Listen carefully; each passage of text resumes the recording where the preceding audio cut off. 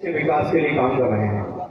सबसे पहले उन्होंने स्वच्छ भारत मिशन लिया और रेलवे के परिसर जितने हैं, ट्रेनें जितनी हैं और पूरा देश एक स्वस्थ प्रतिस्पर्धा करके लोगों को स्वच्छ रहने की आदत डाली।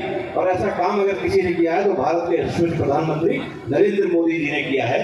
चाहे वो गार्बेज का मैनेजमेंट हो, कचरा प्रबंधन हो, वेस्ट टू वेल्थ की बात हो, और उसके बाद विभिन्न क्षेत्रों में लगातार काम करते हुए आज कटनी रेलवे स्टेशन और कटनी के चारों रेलवे स्टेशन अगर विकसित हो रहे हैं तो उसके पीछे अगर कोई कारण है तो भारतीय जनता पार्टी की सरकार और आदरणीय नरेंद्र मोदी प्रधानमंत्री जी का नेतृत्व, जिन्होंने पूरे रेलवे को विकसित किया है। जो रेलवे में इतनी आधुनिक सुविधा कि एयरपोर्ट जैसी सुविधा हमारे रानी कमलापति स्टेशन पे, ऐसे तमाम स्टेशनों को विकसित करने का काम अगर किसी प्रधानमंत्री ने किया है तो हमारे नरेंद्र मोदी जी ने किया है। और कटनी के चारों स्टेशन अगर विकसित हो रहे हैं तो आदरणीय विष्णु शर्मा जी, जो हमारे लोकप्रिय सांसद और प्रदेश अध्यक्ष, उनके प्रयास से यहाँ के सारे स्टेशन जितने भी है अमृत योजना के अंतर्गत इनको उन्नयन करने का काम अगर किया है तो भारतीय जनता पार्टी की सरकार ने किया है।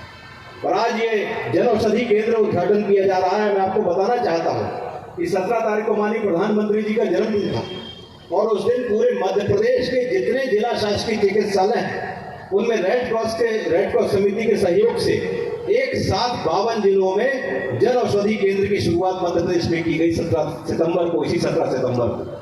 और आज रेलवे में यहाँ पे हजारों यात्री प्रतिदिन आते हैं और सबको दवाई की आवश्यकता होती है, कभी इमरजेंसी की बात होती है। और प्रधानमंत्री जन औषधि केंद्र की योजना ऐसी योजना है कि जिसमें जन जन तक सस्ती औषधि पहुंचे, गरीब आदमी भी अपना इलाज करवा सके।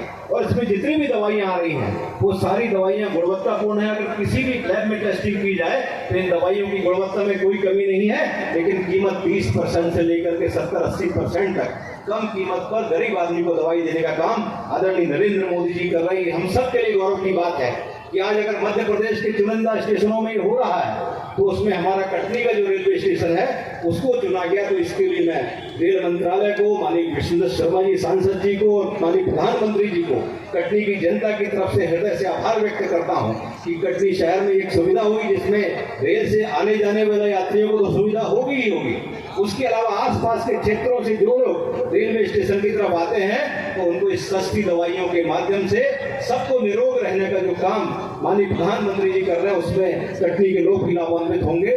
मैं उनको हृदय से, अपने अंतःकरण से धन्यवाद करता हूं कि जो उनकी सोच है, जो उनकी विचार है, एक एक व्यक्ति का विकास हो, एक एक क्षेत्र का विकास हो। और जहां भी उन्होंने हाथ लगाया तो जो विश्व गुरु बनने की बात है तो आज पूरे विश्व में भारत की स्वीकार्यता है। और भारत का जो धर्म है, भारत की जो संस्कृति है, भारत की जो पहचान है, वो विश्व को नेतृत्व देने जा रहा आदरणीय नरेंद्र मोदी जी के नेतृत्व में। चाहे अमेरिका, जापान, रूस, जितने भी देश हैं, सारे देश माननीय नरेंद्र मोदी जी के साथ में मिलकर के, भारत के साथ मिलकर के जो संबंध हुए, एक सम्मान बढ़ा भारतीयों का विदेश में रहने वालों के, नरेंद्र मोदी जी की काम करने की पद्धति है। आज इस अवसर पर जो प्रधानमंत्री जन औषधि केंद्र बन रहा है, इसकी सूचना, इसका प्रचार प्रसार जगह जगह पर हो। रेलवे यात्रियों को भी रेल के अंदर भी इसकी सूचना दी जाए, वहाँ पर रेलवे स्टेशन के अंदर भी, और जो बाहर भी लोग हैं, शहर के लोग भी इससे लाभान्वित हों। मैं एक बार फिर प्रधानमंत्री जी का हृदय से आभार व्यक्त करता हूँ। और कटनी की जनता के लिए सौभाग्य है कि हम सब यहाँ पर उपस्थित हैं। रेलवे के जो अधिकारियों ने यहाँ पर इतना सुंदर व्यवस्था करके